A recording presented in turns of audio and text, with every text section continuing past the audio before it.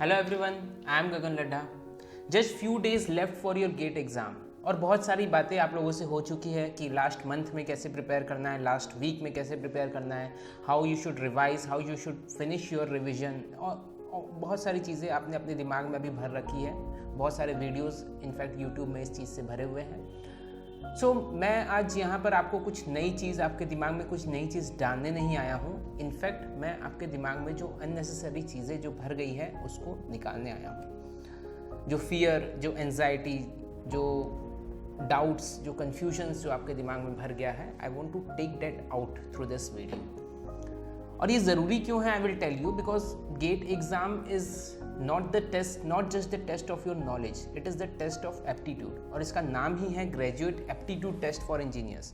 अगर ये सिर्फ नॉलेज टेस्ट करता तो इसका नाम obviously graduate knowledge test for engineers होना चाहिए था, but this test your aptitude. Aptitude means ability to do certain work. So more than knowledge, it actually test your soft skills. आपका स्टेट ऑफ माइंड कैसा है, how is your pressure handling capability. आप उस 3 घंटे के अंदर अंदर आपको इतने सारे सब्जेक्ट्स रिकॉल करने हैं under pressure with limited time, you have to solve all the questions. So आप किस तरीके से प्रेशर हैंडल कर पाते हैं, आपकी डिसीजन मेकिंग एबिलिटी को ये चीज़ टेस्ट करती है। बिकॉज आपके पास बहुत सारे क्वेश्चंस इन बिटवीन ऐसे आएंगे जिनको आपको टच नहीं करने हैं।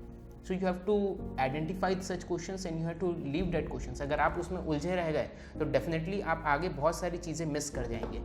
So this exam actually test all this thing, and actually we are least concerned about all these things. In fact, I am sure आप में से बहुत सारे लोगों ने इन सारी चीज़ों के बारे में अब तक सोचा भी नहीं होगा that what is this exam all about. और क्योंकि मैं इस फील्ड में पिछले 10 सालों से हूँ, I have taught thousands of students.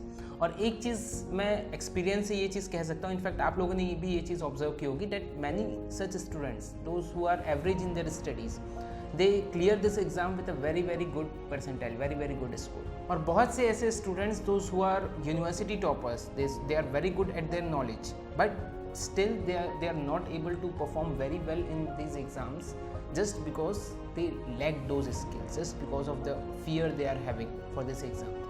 So knowledge no doubt is very important, there is no substitute for that, but still very important is how beautifully you tackle the pressure. So the only thing which impedes your performance, which impedes your preparation is the fear. Now what is this fear and क्यों ये fear develop होता है? I'm sure आप में से बहुत सारे लोग इस चीज़ को experience कर रहे होंगे just because 2 days are left for our GATE exam. So the very first reason students is the overthinking about results.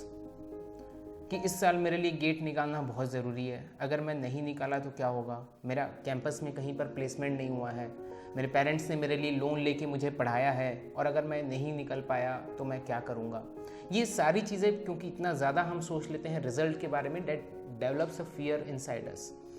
और ये फियर फिर हमारी परफॉर्मेंस को इम्पीड करता है, हमारे एबिलिटी को इम्पीड करता है, हमें परफॉर्म करने नहीं देता है।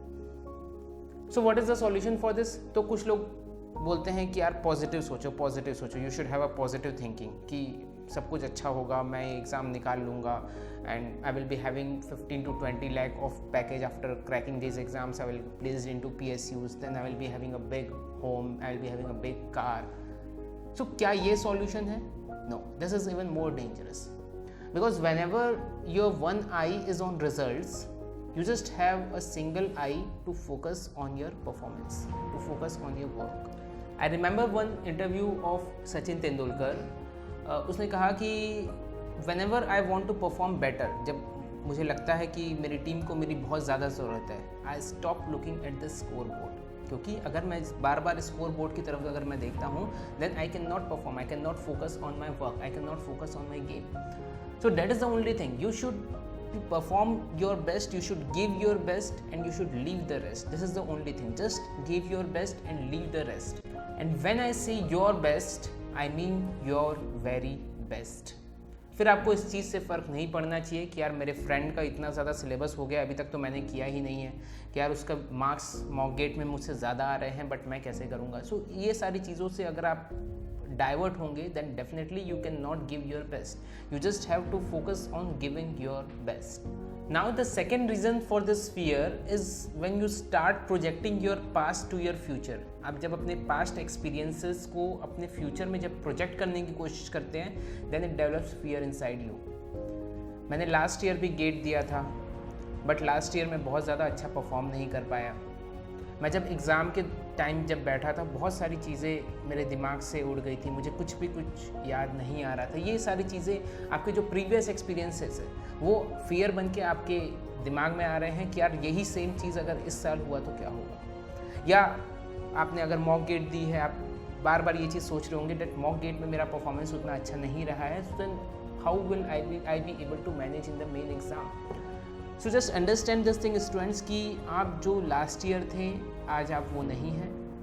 आप जो आज हैं आप वो कल नहीं रहेंगे. You are improving continuously and if you have worked enough since last year then there is no reason to fear. I remember one story, और अक्सर मैं अपने स्टूडेंट्स को ये स्टोरीज बताता हूँ. That there was a person, he visited an elephant park and he observe many elephants there. बहुत सारे हाथी वहाँ पर थे and he observe those elephants and he was very confused.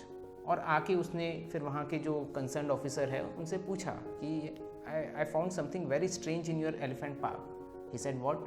तो उसने कहा कि आपने जो छोटे छोटे हाथी हैं, जो बेबी एलिफेंट्स हैं, उनको आपने बहुत बड़ी बड़ी जंजीरों से बांध के रखा है, और जो बड़े हाथी हैं उनको सिर्फ आपने सिंपल एक छोटी सी रस्सी से बांध के रखा है, जबकि होना उल्टा चाहिए.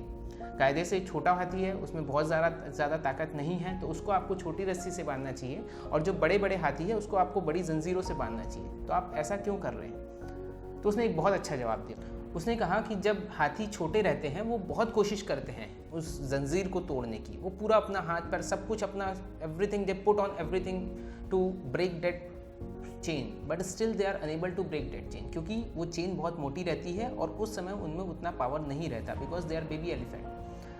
ना over a period of time वो कोशिश करते करते करते अल्टीमेटली थक जाते हैं, और एक टाइम ऐसा आता है जिसके बाद वो कोशिश ही नहीं करते, ट्राई ही नहीं करते उस जंजीर को तोड़ने की. अब वही एलिफेंट बड़ा हो चुका है, उसकी पावर कई गुना बढ़ चुकी है. अब वो चाहे तो ऐसी 10 जंजीरों को तोड़ सकता है, बट वो ट्राई ही नहीं कर रहा है. सो कहीं ना कहीं हम सब भी उसी चीज़ में ट्रैप हो गए हैं. हमारे प्रीवियस एक्सपीरियंसेस में, हमारे फियर में हम उस चीज़ में ट्रैप हो गए हैं. सो अगर उस एलिफेंट को ये चीज़ समझ में आ जाए कि यार मैं अब बड़ा हो गया हूँ, मेरे पास अब पहले से कहीं ज़्यादा पावर है, तो कितना टाइम लगेगा उसको उस जंजीर को, उस रस्सी को तोड़ने में? Just fraction of seconds. और इतने ही हम दूर हैं अपने फियर को मात देने से. Just fraction of seconds.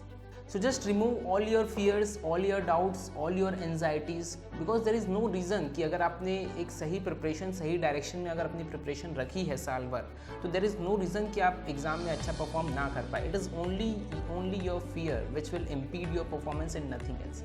So just come out of your all fears, break the rope of illusion, और जो आपके अंदर थोड़ा बहुत फियर है उसको आप पॉजिटिव वे में यूटिलाइज करें, खुद को अलर्ट रखने के लिए, ना कि खुद की परफॉर्मेंस डिप्लीट करने के लिए. So I wish you all the very very best for your exam. I know that you all will perform very very best in this exam. Good wishes from me. Thank you so much.